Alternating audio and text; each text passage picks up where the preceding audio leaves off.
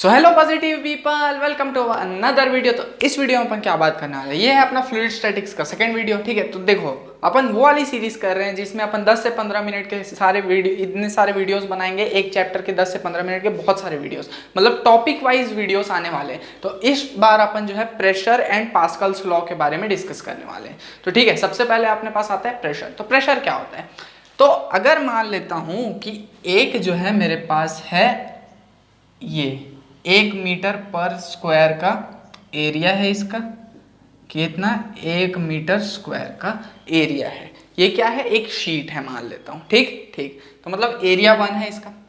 और अब जो है मैं चिंटू को इसके ऊपर कूदाऊँ, अब चिंटू को इसके ऊपर कूदाऊंगा तो चिंटू जो है नीचे फोर्स लगाएगा। अब ये फोर्स कैसा है, परपेंडिकुलर फोर्स है क्या इस सरफेस से, हाँ, जिसका एरिया इतना है। हाँ, तो ये जो परपेंडिकुलर फोर्स है, जब एरिया यूनिट रहेगा, मतलब जब एरिया 1 रहेगा, तब जो परपेंडिकुलर फोर्स लगेगा सरफेस के ऊपर, यही परपेंडिकुलर फोर्स मेरा प्रेशर कहलाता है। ठीक है, हाँ ठीक है, समझ में आ गया। मतलब क्या, अगर एरिया ए होता, मान लेते हैं ये एरिया ए है, अब इसके ऊपर परपेंडिकुलर फोर्स एफ लग रहा है, एफ परपेंडिकुलर, तो प्रेशर कितना होता, ये होता फोर्स पर यूनिट एरिया। ठीक है, तो यहाँ पे से मेरे को ये समझ में आया कि ये एक बेसिकली फोर्स है जो कि परपेंडिकुलरली लगता है किसी यूनिट सरफेस पे। हाँ, अब सही समझे गुरु। तो यहाँ पे लिख देता हूं, force acts force perpendicular to surface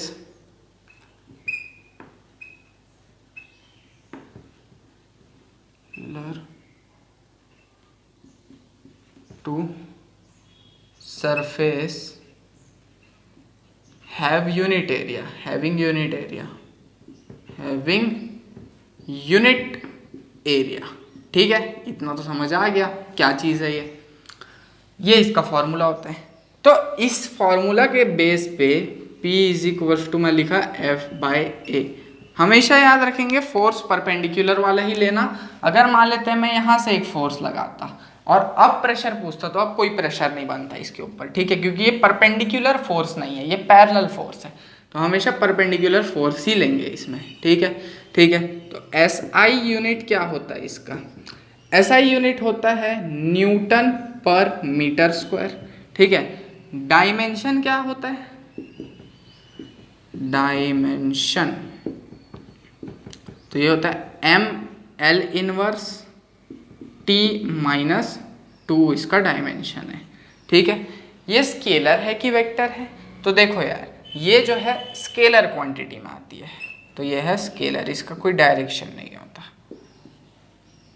लो ठीक है, इतनी बातें क्लियर हो गई। हाँ, अब प्रेशर के प्रकारों के बारे में जानते हैं। प्रकार बोले तो इसके 3 टाइप्स होते हैं। सबसे पहला होता है क्या बोलते हैं अपना एटमॉस्फेरिक प्रेशर, दूसरा होता है गेज प्रेशर, तीसरा होता है एब्सोल्यूट प्रेशर। तो सबसे पहले अपन बात करने वाले हैं एटमॉस्फेरिक प्रेशर के बारे में। किसके बारे में, एटमॉस्फेरिक प्रेशर। अब एटमॉस्फेरिक प्रेशर क्या होता है वो देखते हैं।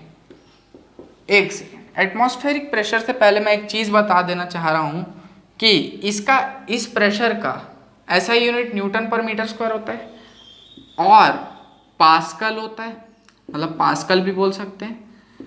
और एक CGS यूनिट होता है सेंटीमीटर ग्राम वाला, वो होता है बार या टॉर। ठीक है ठीक है, तो 1 बार इक्वल्स टू कितना होता है, बार मतलब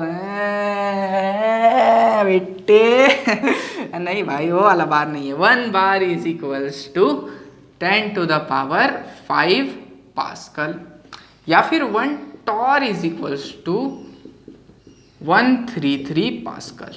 ठीक है, ये बार वो बार नहीं है जो आप समझ रहे हैं, ये बार प्रेशर का बार है।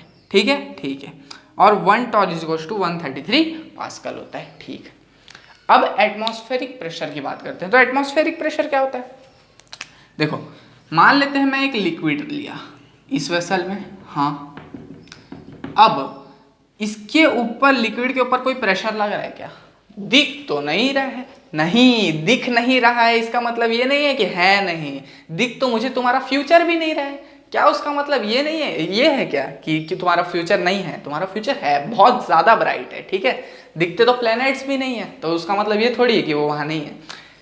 अपन जो है यहाँ पे कोई प्रेशर दिख रहा नहीं है, लेकिन सुमसामड़ी में यहाँ पे एक प्रेशर लग रहा है जिसको अपन एटमॉस्फेरिक प्रेशर बोलते हैं, PATM। ATM मतलब वो मशीन नहीं जहाँ से पैसे निकलते हैं, ये एटमॉस्फेरिक प्रेशर है PATM, ठीक है। मतलब एक प्रेशर परपेंडिकुलरली इस सरफेस पे लगता है, कौन लगाता है, बाहर का सराउंडिंग लगाता है किस पे, लिक्विड पे, ठीक है, ठीक है। तो ये PATM हो गया, ठीक है। दूसरा गेज प्रेशर, गेज का मतलब GAGE नहीं होता, GUAGE, गेज प्रेशर। अब गेज प्रेशर क्या होता है बता रहा हूं। देखो भाई, अगर मान लेते हैं वेसल लिया, ये वेसल लिया, अब इसमें जो है गोटी डाला मैं, गोटी, गोटी बोले तो व्हाट गोटी, स्टोन, स्टोन बेबी स्टोन, तो स्टोन डाला, तो स्टोन मान लेते हैं यहां तक आया, ये हाइट यहां से है h, तो और इस पानी का डेंसिटी है रो, नीचे लग रहा है acceleration due to gravity g, ठीक है। तो इस गोटी के ऊपर एक प्रेशर लगेगा, वो क्या होगा, P एटमॉस्फेरिक, जो ATM लगा रहा है ऊपर सरफेस पे वो, प्लस ρGH। ये कैसे लगा, ये सब अपन आगे डिस्कस करेंगे, फिलहाल के लिए गेज प्रेशर ये होता है मान लो, ठीक है, ठीक है। अपने आने वाले वीडियोस में और डिस्कस करेंगे इसके बारे में। गेज प्रेशर ये होता है, और एक होता है एब्सोल्यूट प्रेशर। ये क्या होता है बता रहा हूं, एब्सोल्यूट प्रेशर, प्रेशर। अब गेज प्रेशर और एटमॉस्फेरिक प्रेशर का जो मिश्रण होता है उसको अपन क्या बोलते हैं, एब्सोल्यूट प्रेशर। तो P एब्सोल्यूट जो है वो P atmospheric plus P gauge होता है। अरे बिल्कुल समझ आ गया एकदम, ठीक है, ठीक है। तो अभी जो है इतना का स्क्रीनशॉट ले लो। अब मैं पास्कल्स लॉ डिस्कस करता हूं और उसके एक आध न्यूमेरिकल भी दिखाता हूं, इसका स्क्रीन। तो अब बात करते हैं भाई और बहनों पास्कल्स लॉ की तरफ, ठीक है। तो ये बहुत ज़्यादा इंपॉर्टेंट लॉ है। किस मतलब किस बेसिस पे मैं ये बोल रहा हूँ, बेसिकली मैं इस बेसिस पे बोल रहा हूँ क्योंकि इसमें जो है प्रैक्टिकल एप्लीकेशन इस लॉ के बेसिस पे बहुत अच्छे से होता है। कैसे, चलो बताता हूँ कैसे। सबसे पहले पास्कल्स लॉ होता क्या है वो देखो, ये बोलता है कि एक liquid exert equal pressure in all direction. ये सबसे तो मेरे को कुछ समझ नहीं आया।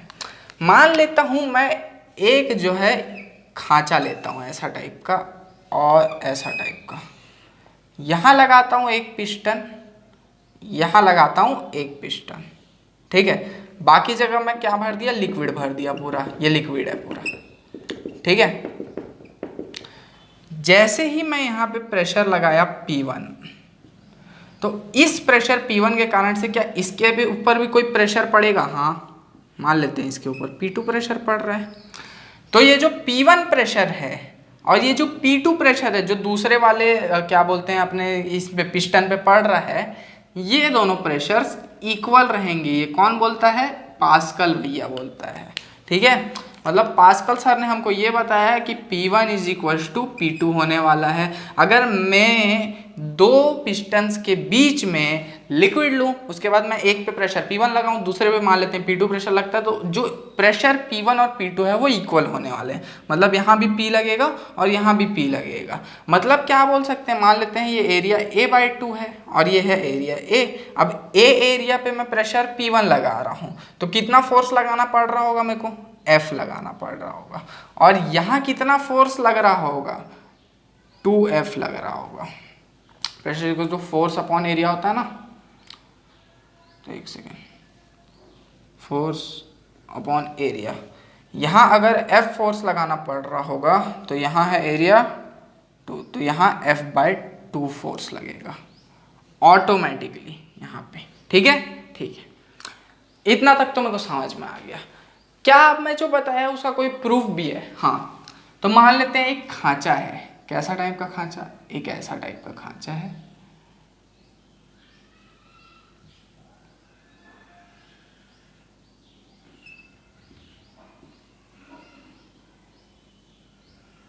देखो यहाँ जो है इसका एरिया है a/2, इसका एरिया है a, इसका एरिया है 2a और इसका जो एरिया है वो है 3a। ठीक है, मान लिए अपन है, भले दिख रहा नहीं है लेकिन है। ठीक है, हर जगह इधर फ्लूइड पड़ा हुआ है। अब मैं क्या करूं कि यहां से मैं एक F/2 प्रेशर लगाया। कितना प्रेशर लगाया भाई? F/2 प्रेशर लगाया। अब क्या हुआ कि इसके ऊपर प्रेशर लगाने के कारण से लिक्विड फ्लो हुआ और ये जो पिस्टन है, ये जो पिस्टन है, ये जो पिस्टन है, तीनों पिस्टन पीछे जाने लग गया। ठीक है, लेकिन मैं नहीं चाहता था कि ये तीनों पिस्टन पीछे जाए, तो मैं इसके ऊपर भी एक फोर्स लगाया, इसके ऊपर भी एक फोर्स लगाया, इसके ऊपर भी एक फोर्स लगाया, 3 जगह फोर्स लगाया, सो दैट ये जो पिस्टन्स है वो बैलेंस्ड रहे और उन फोर्सेस को कैलकुलेट किया। तो यहाँ जहाँ पे एरिया ए था वहाँ पे फोर्स का वैल्यू आया F, जहाँ पे 2a था वहाँ आया 2F और जहाँ 3a था वहाँ आया 3F। मतलब कि क्या हुआ, पास्कल्स लॉ यहाँ पे अप्लाई हुआ। कैसे? प्रेशर सेम रहेगा बोले, तो यहाँ पे प्रेशर है F/2 upon a/2, that is F/a। यहाँ पे भी प्रेशर सेम रहा, दैट इज F/a। यहाँ पे भी प्रेशर सेम रहा, दैट इज 2F/2a। तो 2 कट गया, F/a आया। वहां पे भी 3F/3 है, तो मतलब प्रेशर सेम रहा। हाँ, तो P1 = P2 = P3 ऐसा करके आ गया मेरे पास। हाँ, मतलब ये चीज काम करती है। ठीक है, ठीक है। अब मैं तुम लोग को एक अच्छा सा एप्लीकेशन दिखाता हूँ इसका। इसका एप्लीकेशन बोलते हैं हाइड्रोलिक लिफ्ट। हाइड्रोलिक लिफ्ट ये क्या चीज है, चलो दिखाता हूँ। तो मान लेते हैं कि इधर एक है एरिया, मतलब ऐसा एक खांचा है। कैसा खांचा? ऐसा टाइप का खांचा। ऑब्वियस सी बात है, इसका एरिया बड़ा दिख रहा है एज कंपेयर टू इसका एरिया। ठीक है, इसका एरिया है मान लेते हैं A और इसका एरिया है 4 टाइम्स ऑफ A। अब देखो यहाँ पे जो है मैं खड़ा कराया क्लास का एक छोटा सा लड़का। हर एक स्कूल के हर एक क्लास में एक छोटा सा लड़का होता है जो उस क्लास का लगता ही नहीं है, वो और 2-3 क्लास नीचे का लगता है। ठीक है, उस पतले से छोटे से लड़के को हमने यहाँ खड़ा कराया और हर एक स्कूल के हर एक क्लास में एक ऐसा भैंसा रहता है जो कि स्टूडेंट लगता ही नहीं है, वो 4 बच्चों का बाप लगता है। तो उस भैंसे को हमने यहाँ खड़ा कराया। ठीक है, ठीक है। इसका मास कितना है? 4m और इस बेचारे चूजे का मास कितना है? m। तो अब क्या कर रहा है कि हमने क्या देखा मालूम है, ये जो m मास वाला है ना, ये जब इसमें खड़ा हुआ ना तो वो यहाँ पे सब लिक्विड भरा हुआ है। और ठीक है, तो बेसिकली क्या हुआ मालूम, ये जो आदमी है ये ऊपर उठने लग गया। क्या बात कर रहे हो भाई? हाँ, ये जो आदमी है जब इसके ऊपर चढ़ा ये थोड़ा सा ऊपर हो गया, लेकिन ऐसा नहीं होना चाहिए था। क्यों हुआ? ये ज़्यादा भारी है, ये कम भारी है, लेकिन फिर भी ये जब यहाँ आया तो ये ऊपर होने लग गया बिकॉज ऑफ पास्कल्स लॉ। क्योंकि जब ये यहाँ पे आया तो इसका मास है m, तो ये फोर्स लगाएगा mg नीचे। ठीक है, और एरिया है a, तो प्रेशर कितना हो गया? mg/a हो गया। और इसका मास है 4m और इसका एरिया है 4a, तो 4 से 4 कट गया। मतलब ये जो है वो इसके इक्वल वेट का हो गया बिकॉज ऑफ पास्कल्स लॉ। मतलब छोटी वाले एरिया में मैं कम जो है फोर्स लगा के बड़े वाले एरिया में कोई भी चीज़ रख सकता हूँ और उसको उठा सकता हूँ। ये बेसिकली यहाँ बड़े वाले जो एरिया है यहाँ पे कार वार लाके उसको उठा के उसका वेट नापने का काम किया जाता है हाइड्रोलिक लिफ्ट में। ठीक है, ठीक है। तो मतलब P1 = P2 हो गया। कब? जब लिक्विड रहा इनके बीच में या फ्लूइड रहा। होप इतना समझ में आ गया होगा। स्क्रीनशॉट ले लो। अब मैं तुम लोग को एक क्या बोलते हैं इसका न्यूमेरिकल कराता हूँ। ठीक है, बात करते हैं मित्रों इस क्वेश्चन की। ये क्वेश्चन क्या बोलता है कि एक हाइड्रोलिक लिफ्ट है जिसका इनपुट रेडियस है 1 सेंटीमीटर और आउटपुट रेडियस है 10 centimetre. Find out force required to lift an object of 2000 kilo. मतलब 2000 किलो वाले को उठाने के लिए अगर तुम लोग मान लेते हो नॉर्मल मेथड अप्लाई करते हो, ये है 2000 किलो, 2000 kg, तो नीचे mg लगाऊंगा तो ये 20,000 तो तुम लोग को 20,000 न्यूटन फोर्स ऊपर की तरफ देना पड़ेगा, तब जाके तुम इसको उठा पाओगे। ये है आम जिंदगी। अब बात करते हैं मेंटोस जिंदगी की, ठीक है। तो मेंटोस जिंदगी में क्या होता है भाई साहब, ये देखो ऐसा जो है अपने पास एक रेडियस दिया हुआ है इनिशियल का, और एक रेडियस दिया हुआ है फाइनल का, ठीक है। हाँ, इनिशियल का रेडियस है 1 सेंटीमीटर, एक है ना, हाँ एक है।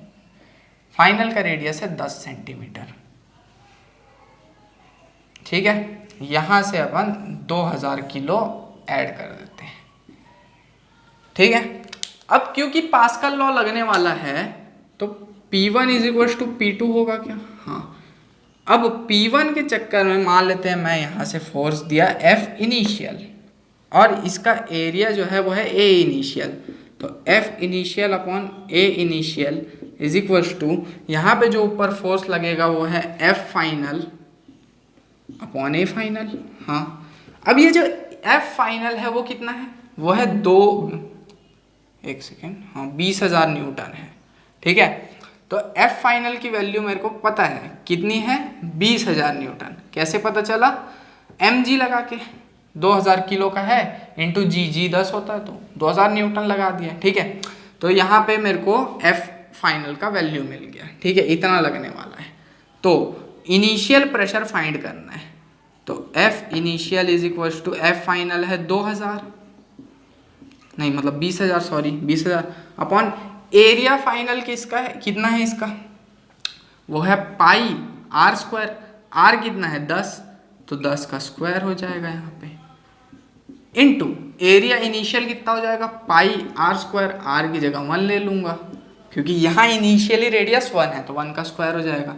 पाई से पाई उड़ाया, ठीक है, 10 का स्क्वायर यानी कि 100 हो गया, तो F initial is equal to 100 से ये 2 उड़ा दिया, ये गायब हो गया। 200 न्यूटन अगर फोर्स मैं यहाँ पे लगाऊंगा पिस्टन पे, तो ऑटोमेटिकली ये 2000 किलो का जो बॉडी है वो ऊपर उठ जाएगा। होप इतना समझ में आ गया होगा।